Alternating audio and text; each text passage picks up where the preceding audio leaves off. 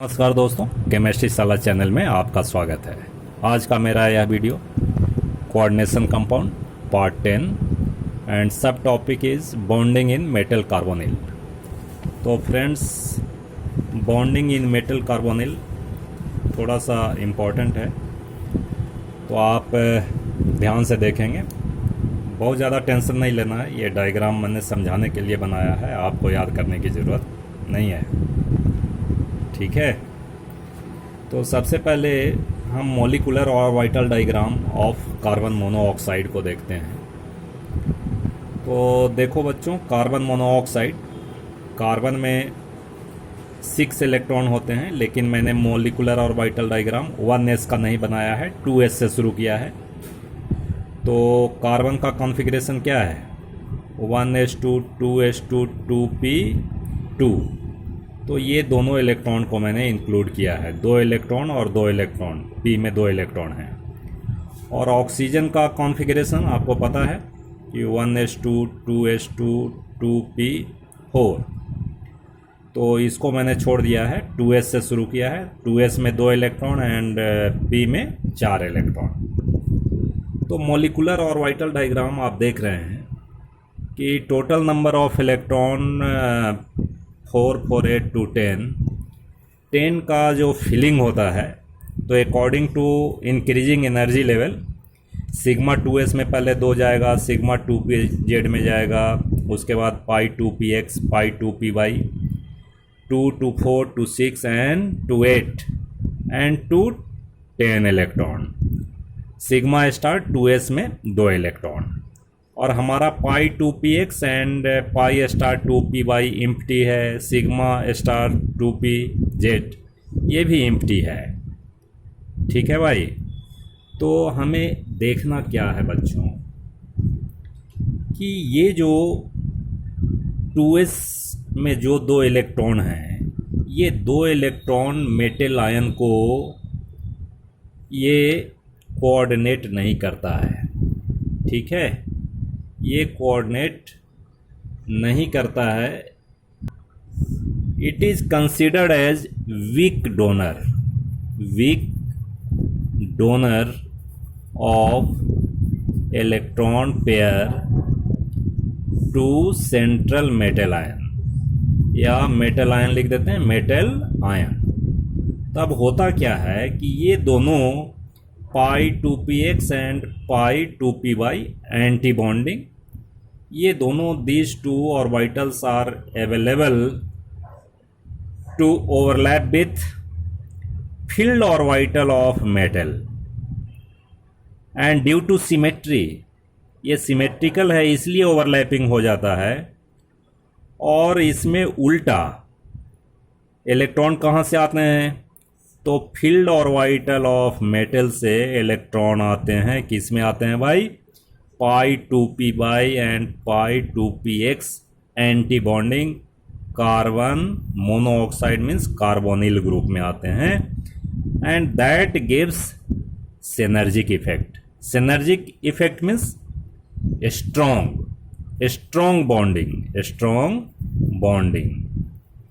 ठीक है भाई, तो ये बॉन्डिंग बहुत ही स्ट्रॉन्ग होता है मेटल एंड कार्बोनिल के साथ, due to back donation of electron to vacant anti bonding 2py and 2px orbital.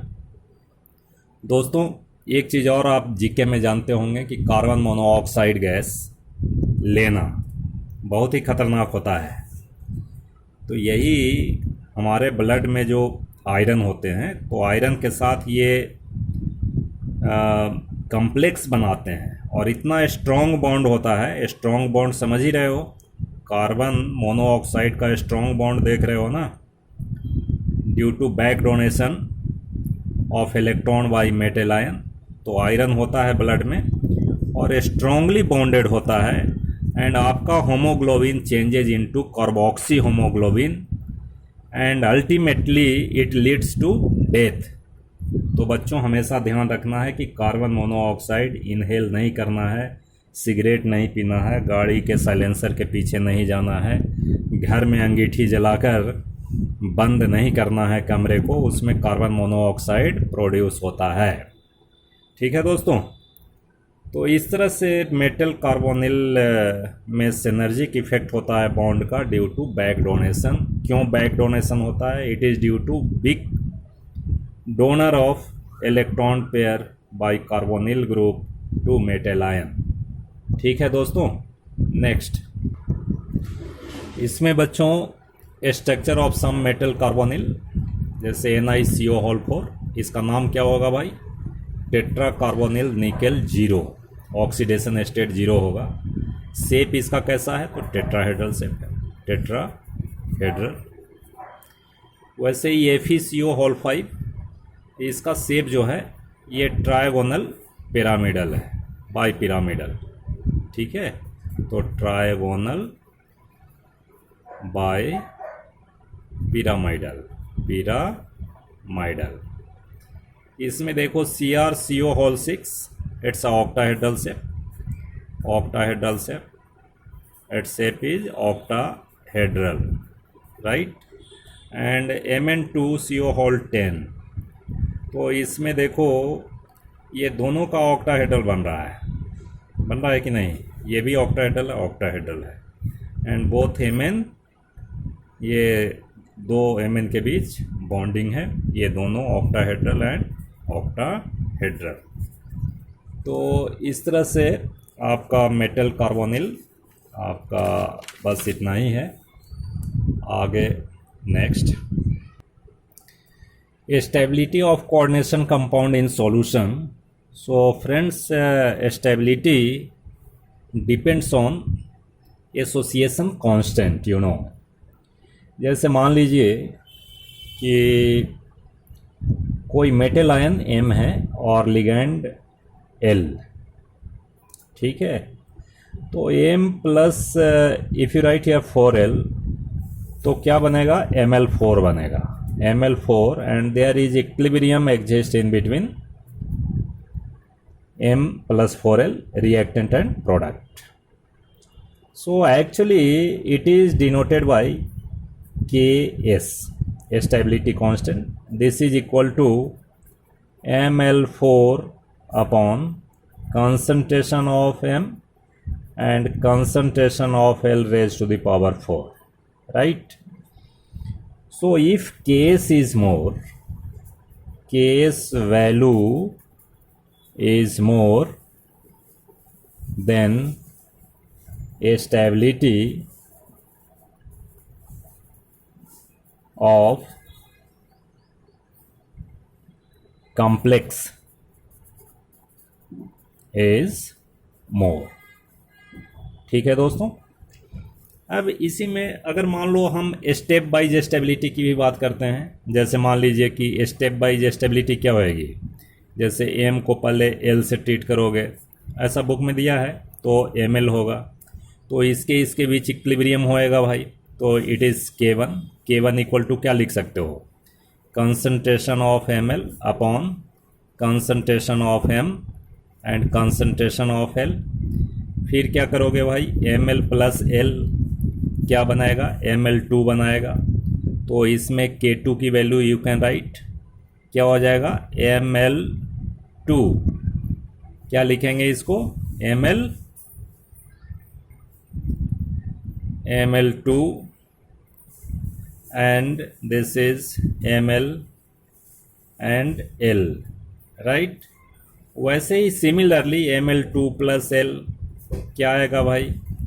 Ml3 बनेगा and K3 is Ml3 concentration of Ml3 upon Ml2 concentration and L concentration। वैसे ही Ml3 plus L क्या होएगा?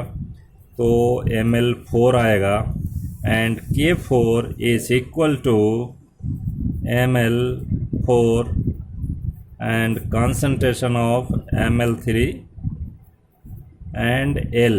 ये बच्चों वाली बात हो रही है केवल, कुछ ऐसा बात नहीं है। एंड ओवरऑल केस जो है, ओवरऑल केस क्या हो जाएगा? Overall Ks is equal to K1 into K2 into K3 into K4, ठीक है कि नहीं। इसको हम बीटा से भी डिनोट करते हैं। समटाइम्स स्टेबिलिटी कांस्टेंट जो है, stability constant is denoted by beta also, right. तो इसमें अगर मान लो कि हम लॉग ले लें तो क्या हो जाएगा, log Ks is equal to log K1 plus log K2 plus log K3 plus log K4, ठीक है कि नहीं। अब इसका वैल्यू हम निकाल सकते हैं। अगर केस लॉग केस की वैल्यू ज़्यादा है, log Ks is more then stability is more, then stability is more, right. और बीटा भी लिख सकते हैं, ठीक है कि नहीं। आप बीटा भी लिख सकते हो कि लॉग बीटा, इसको हम लॉग बीटा के फॉर्म में भी लिखते हैं, लॉग बीटा, ठीक है दोस्तों। अब इसके बाद नेक्स्ट देखो बच्चों, डिसोसिएशन कांस्टेंट ऑफ कॉम्प्लेक्स। तो एसोसिएशन जिसका ज़्यादा होगा स्टेबिलिटी ज़्यादा होएगी कि नहीं। तो डिसोसिएशन कांस्टेंट क्या होएगा बताओ तो, dissociation constant is equal to 1 upon stability constant.